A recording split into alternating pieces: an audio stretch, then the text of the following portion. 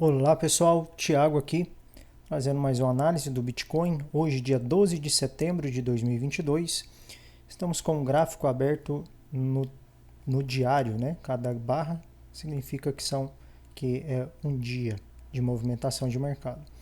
A gente percebe que aqui, desde novembro, o Bitcoin continua nesse movimento de queda. Podemos traçar aqui a nossa LTA, LTB, passando ali por aqueles topinhos. É um momento importante agora que ele continue, que ele consiga superar, dá mais um zoom aqui, que ele consiga superar essa LTB para ele continuar subindo. Eu já deixei aqui no nosso gráfico também, no nosso gráfico diário, essa linha horizontal que marca aqui esse topinho, né? Então um pouquinho para baixo aqui para pegar esse topo e esse topo aqui, esse paviozinho desse topo e esses vários pavis aqui de vários dias, tá?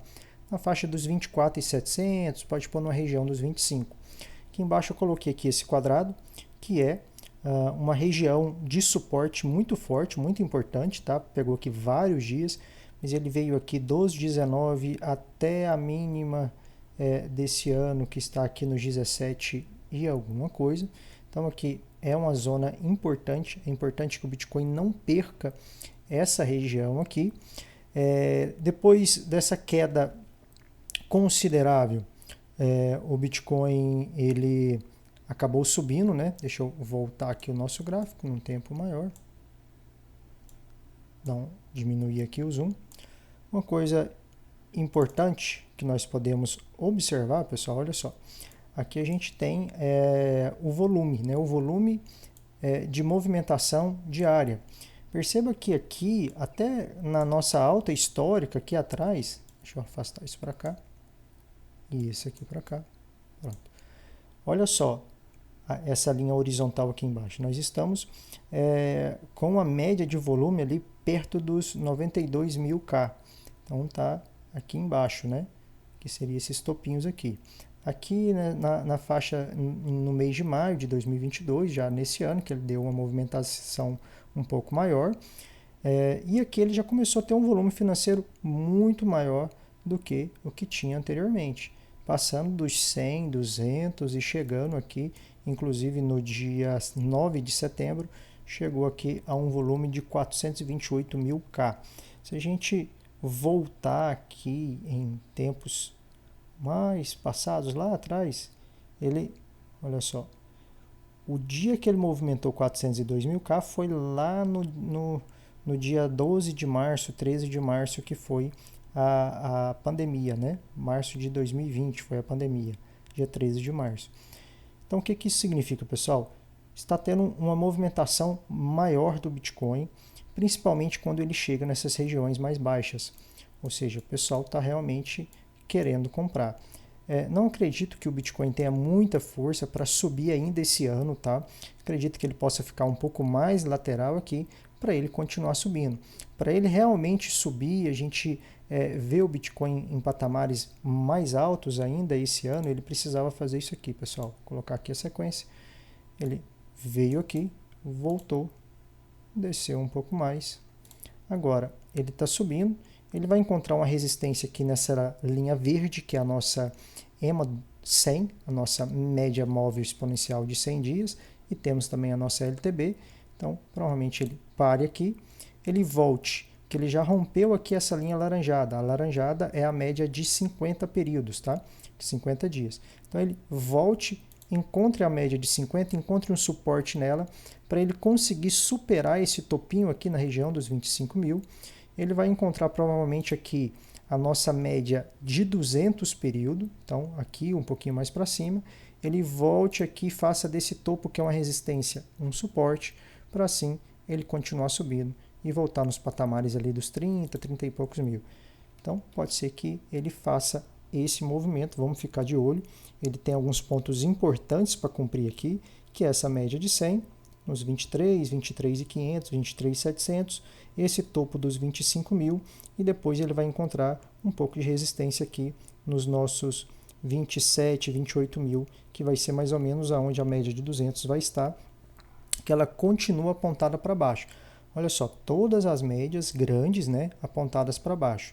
só as médias mais rápidas, que é essa amarelinha aqui mais no fundo, que é a média de 9 períodos, e essa média de 21 períodos começando a apontar para cima.